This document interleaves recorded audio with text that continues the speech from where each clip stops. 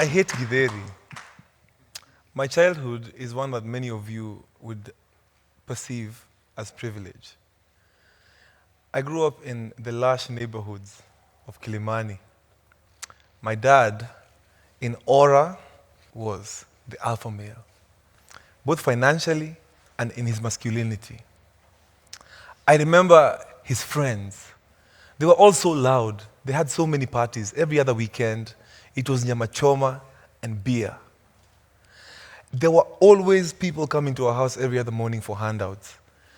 Today was school fees, tomorrow was funerals. My dad was their superhero, always sorting everybody out, putting himself last, and always giving gems of advice to everybody he gave handouts to.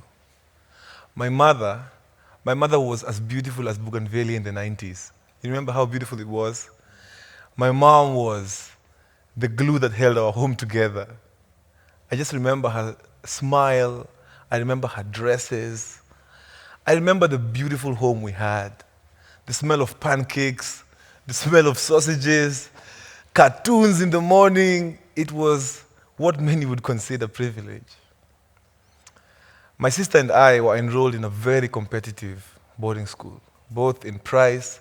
Basically, it's just where the rich people took their kids to be programmed to pass national exams. All was fine until it wasn't. In the year 2000, my dad lost his job. He was the director of projects at a very well-known NGO, and their funding was just abruptly cut short. My mom was retrenched in the famous retrenchments of the Y2K era. So just like that, our household had no income. My mom came to pick my sister and I up from the boarding school we were in. And she came in a cab, which was very awkward because at the time, she always used to come to school to pick us up with my dad or a driver. Well, we got into the cab, and I could sense her mood was off. So when I inquired, she let us know that, okay, guys, your dad and I are both out of work, and we've had to do some things as a family to readjust to the situation. So we've had to move to a smaller house. So from Kilimani, we had moved to a smaller house in a place called Kamura, which is just up the road from Goroi. The house was less than half the size of where we used to live before. But me and my sister were pretty understanding kids. So we didn't really, complain. I slept in the living room in that new house. And I remember when things started going south. My dad had sold his car, and we were eating githeri a bit too often. It was just becoming a staple in the house, day after day. After a while, I could tell the gradient was getting a bit too steep when we couldn't make the rent for the new house. Now that was serious. My dad had been building a house with his leftover savings in a place called Nguroi, not too far from there. And even though the house wasn't finished, we moved in anyway. Moving into Nguroi was a new low for us. You see, the house was completely unfinished.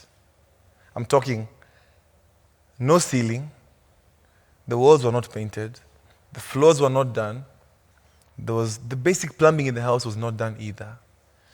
Basically, we lived in a shack. Smack in the middle of the April rain, we moved into that shack. It was traumatizing. By this point, things were thick because we had sold all our electronics, but we didn't need them anyway. Our new house had no electricity, and all we had to use at night were kerosene lamps to be able to to find our way around. We had an old radio, 9 battery, that we used to listen to news and listen to music. By this time, it was in the middle of the rain, and we planted maize and beans in our new place, and we had a bumper harvest of maize and beans, which meant more githeri. So, man, we're just there chilling. It's githeri season. I fondly remember the smell of the firewood when my mom would boil githeri for what would be a week's menu of that delicacy. So my sister and I were out of school for at least a year because we couldn't afford to go to the private school we were going to, and my parents would not enroll us in the government schools of the surrounding area. A lot of my friends wanted to come and visit me, both from my past neighborhood and from my school. They just wanted to come and see where we lived. There was this new place that we lived in. Our cousins wanted to come and visit us. But I was embarrassed about the whole situation because I didn't want them to see us in that new law. You see, it's not like my parents were not trying to get a job or to get jobs at the time. In fact, more than once, my dad sent me to the post office with his CV. My mom sent me to the post office with her CV.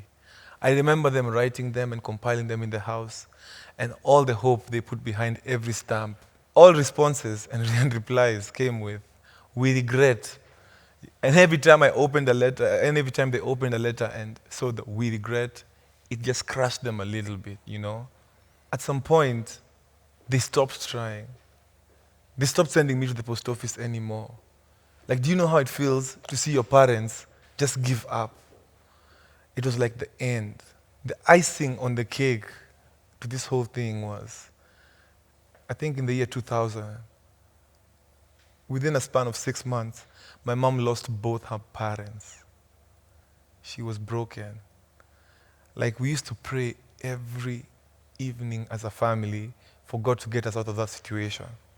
And I just asked myself at that time, like, where is God? You know, where was God at that time when you were eating githeri every night?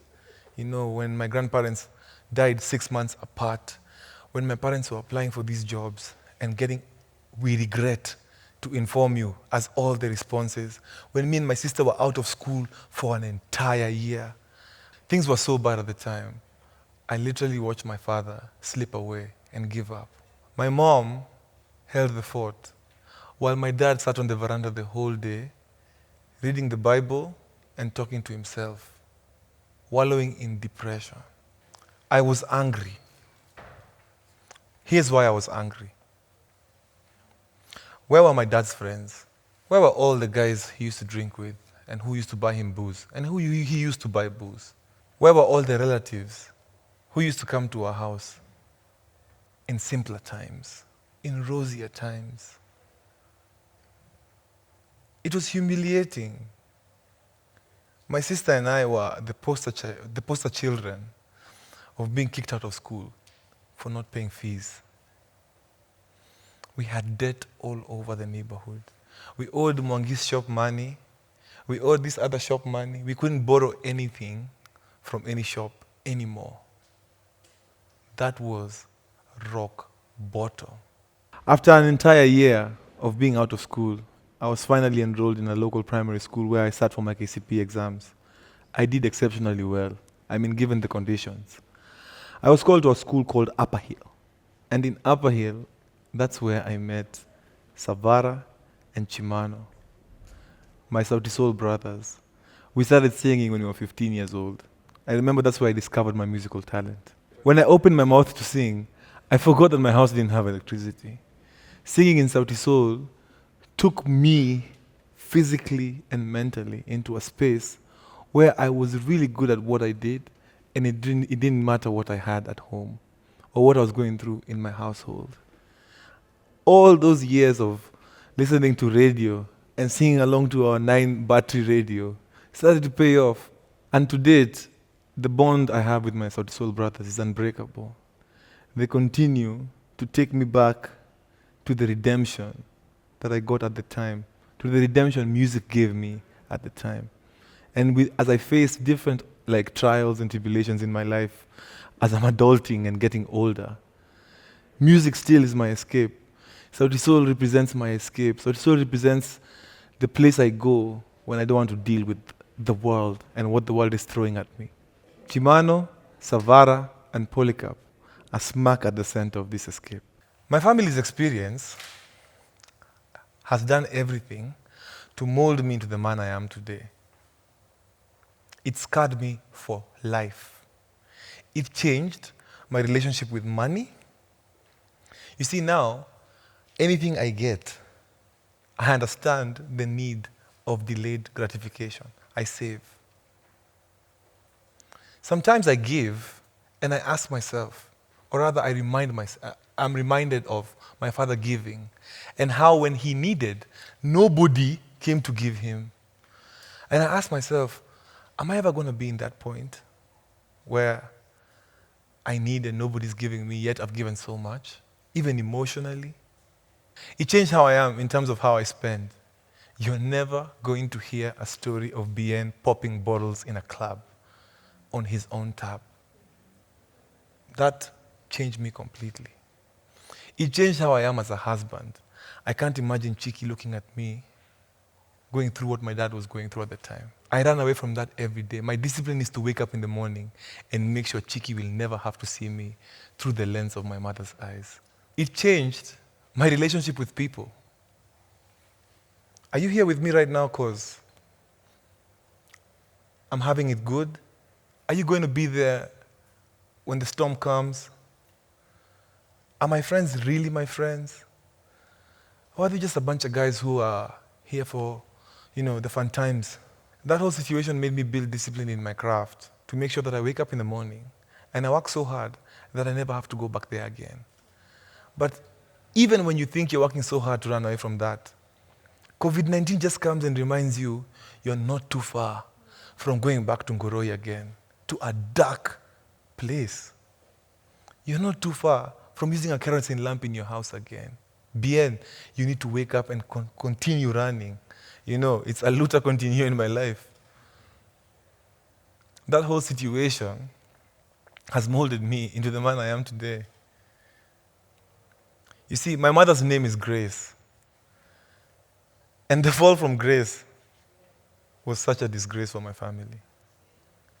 But even though we fell so hard, it left us with some very, very, very amazing epiphanies.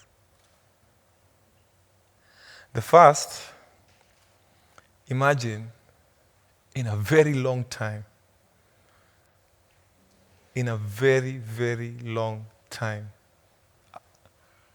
we had never sat down to have dinner as a family. And now, even though we were eating githeri, we were eating together. My dad was home on time because he didn't have any other place to be. We ate as a family. We prayed as a family. We knew our relatives better. The relatives who really cared about us came to visit us at the time.